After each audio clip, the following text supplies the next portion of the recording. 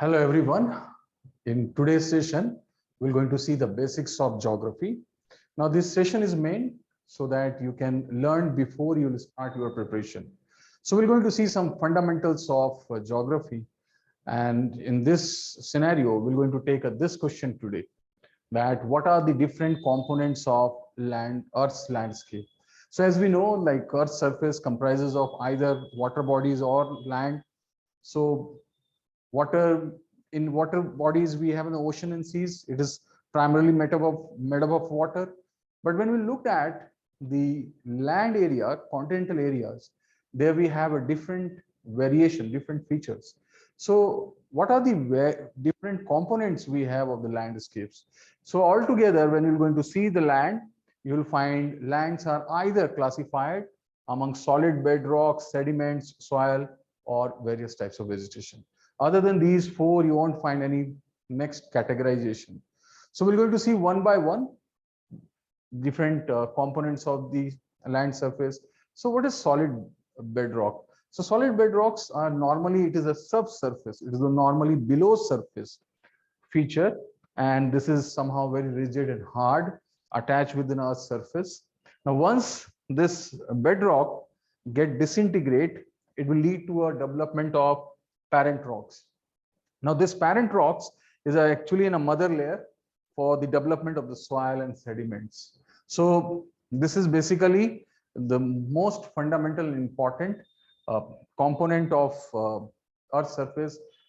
These rocks are either developed due to the volcanic materials or due to some compaction and of sediments that we're going to see in the next video.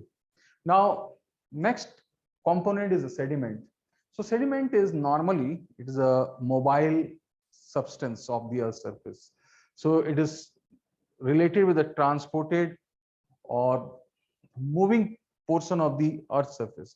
So sediments normally you will find in river valleys or in mountain areas or in a middle river basin areas or in a lower basin areas.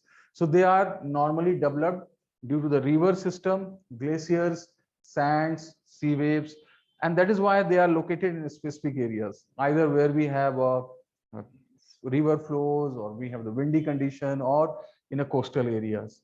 So sediments, as they are the mobile material, because materials keep on moving, so that is why they are categorized into a different categories on the basis of their size. The largest sediment is known as boulder, which has a size more than 256 millimeter.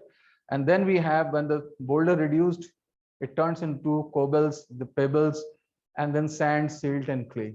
So accordingly, we have a sizes given here. And the finest particle of the sediment is known as clay, which has a size less than 0.002 millimeter. Now, next is the soil. So there is a fine line difference between the soil and sediment. So before we'll see the differences between the sediment and soil, let us see what is soil is actually.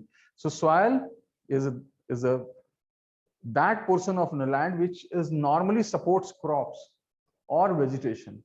So in soil, we have a different distinct layers which has their own nutrient value.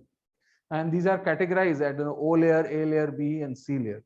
Now, basically, soil and sand and sediments are like classified on the basis of stable and non-stable land. So if the land is stable, soil develops. If the land is unstable, like it will lead to a development of sediments. So when the weathered surface leads to a formation of soil, and sometimes these weathered and disintegrated portion will move within these rivers, and they are classified as a sand. Now there is one good example of soil and sediment. Normally alluvial soil is developed due to the river sediments. Now alluvial, though it is a soil, but it is not qualified as a soil. In fact, it is a fertile soil, but it is not considered as a true soil. And that is why alluvial soil is otherwise considered as a soil with immature soil profile. Now, in this scenario, we have last component is a natural vegetation. So Either we have a rock bed, soil, sediments, or you will find some vegetation cover would be there. And the vegetations are of different types. When we have a very tall, dense trees, we call it as a rainforest, which is usually close to the equator. Now, then we have in a semi-evergreen forest, monsoon forest, what we have in India. Then we have a parkland savanna where the grasses dominates and trees is scattered here and there. Then we have shrublands, and then we have the grasslands, and finally we have the deserts. So altogether, we have landscapes are classified either in bedrock, sediments, soils, or vegetation. So we have this much for this session. Thank you.